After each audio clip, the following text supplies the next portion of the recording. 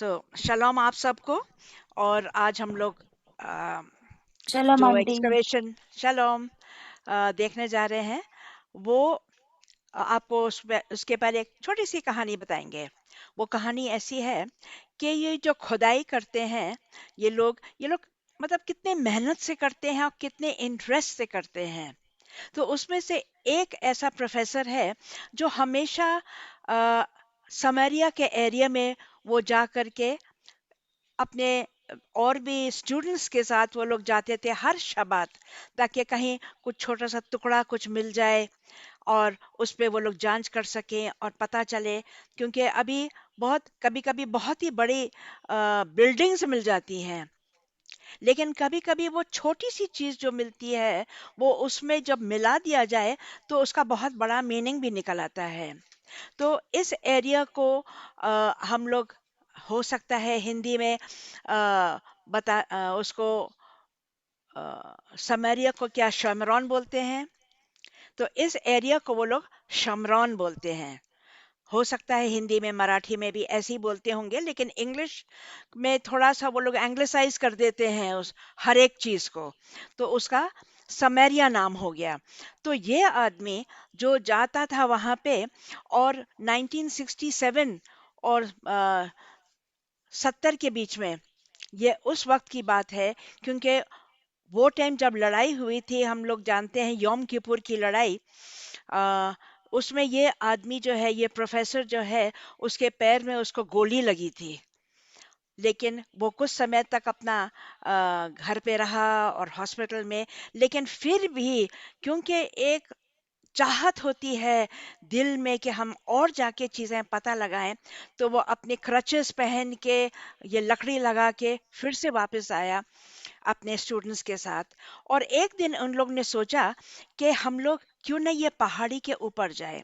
अब वो लोग उस पहाड़ी के एरिया में थे जहाँ पे हम लोग पहले भी पढ़ चुके हैं और सुन चुके हैं उसके बारे में, माउंट इबेल और माउंट गेराजिम। ये वो दो पहाड़ियां थी जहाँ पे प्रभु परमेश्वर ने जोशुआ को कहा कि जब तुम ये यार्दन की नदी पार कर जाओ और उस पार जाओ, तो उसके ऊपर तुम लोगों को चढ़ के, देखो ये माउंट गेरिज्म है, वहां पे खड़े होके आशीष देना है, लोगों को सुनाना है किसको क्या चाहिए, अपना काउंट देखो। और माउंट एबेल जो राइट हैंड में है, वहां पे श्राप सुनाओ। तो 6 गोत्र के लोग इधर खड़े थे और 6 गोत्र के लोग उधर खड़े थे, और उन लोगों ने ये बताया कि परमेश्वर का आशीष मिलेगा अगर तुम ये करोगे, और परमेश्वर का श्राप मिलेगा अगर तुम ये चीजें नहीं करोगे। तो यहाँ पे ये प्रोफेसर जो है, ये लोग उस ईबेल के पहाड़ी पे चढ़े। और जब वो लोग वहां पे ऊपर चढ़े, तो उन लोगों ने बड़े ढेर सारे पत्थरे इस तरह से रखा, बिल्कुल जैसे एक वेदी बनता है। तो इन लोगों को समझ में नहीं आया कि आखिर यहाँ पे कोई बिल्डिंग तो नहीं बन रहा है, तो ये है क्या ये। तो उन लोगों ने वहां पे तंबू लगा के कुछ महीनों तक वहीं पे रह गए। और उन लोगों ने एक और रैबाई, जो कि शमरौन के एक जगह पे रहते थे, उन्होंने उनको कांटेक्ट करा कि भाई आपको इसके बारे में कुछ ज्ञान है, क्योंकि वो बहुत पढ़े लिखे और इस चीजों में बहुत ज्ञानी थे, ये खोदाई की चीजों में। तो उन्होंने अपने किताब निकाला और उसमें देखा कोई पिक्चर इसी तरह का, और इन लोग के साथ शेयर किया। बोले कि क्या इस तरह का है? तो उन्होंने बोला कि हाँ, बिल्कुल ऐसा ही डिजाइन है यहाँ पे माउंट एबल के ऊपर। तो बोले कि तुम लोगों ने यहोशुआ की वेदी पा ली है। ये वो वेदी है जो परमेश्वर ने कहा था कि जब तुम जाओगे माउंट एबल के ऊपर चढ़ो और वहां पे तुम लोगों को प्रार्थना करना है और एक वेदी बनाना है। इस वेदी के ओर उन लोगों ने क्या पाया? जानवरों के हड्डियां। ये हड्डियां जब उन्होंने जांच किया तो पता चला कि ये सब कोशर जानवरों के हड्डियां हैं। और किताब में देखा कि वहां पे लिखा था कि उन लोग के लॉ के हिसाब से 1 साल से छोटा जानवर,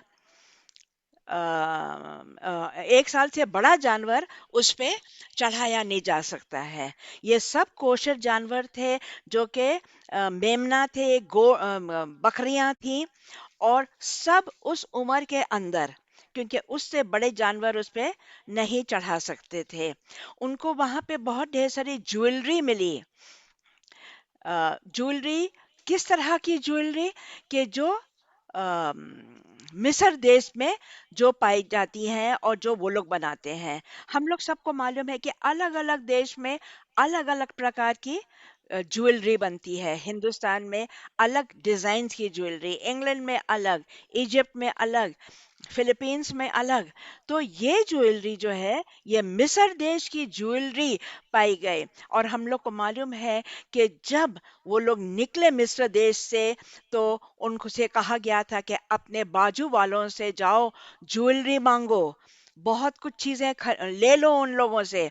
तो वो लोग वो सब चीजें ले करके इस देश में आते हैं, और यहाँ पे वो कुछ उसमें से ज्वेलरी भी पाई गई हैं। तो ये है करीब 3,300 साल पुराना वेदी जो इनको मिला है। और ये बहुत बड़ा डिस्कवरी है जो अ, इज़राइल के लोगों को मिला है।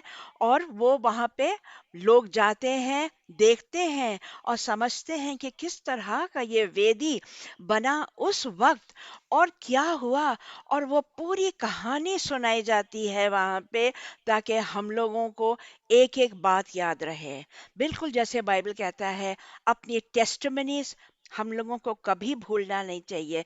परमेश्वर ने कहा कि जब तुम लेटते हो, जब तुम उठते हो, जब तुम चलते हो, अपने बच्चों को बताओ तुम्हारे साथ परमेश्वर ने तुम्हारे साथ कितनी भलाई की है। तो आज भी जब मैन हमारे साथ टेस्टमनीज होती हैं, हम लोगों को कभी छुपाने नहीं चाहिए। हम लोग अपने बच्चों को बार बार बताएं, ताकि जब हम नहीं रहें, परमेश्वर का नाम फिर भी ऊंचा रहेगा, और हमारा परिवार समझेगा कि कितना महान परमेश्वर है, और उसने हमारे फैमिली के लिए कितने बड़े बड़े काम किए। तो परमेश्वर का आमेन। नाम हमेशा ऊंचा रहे। God bless you. शलोम।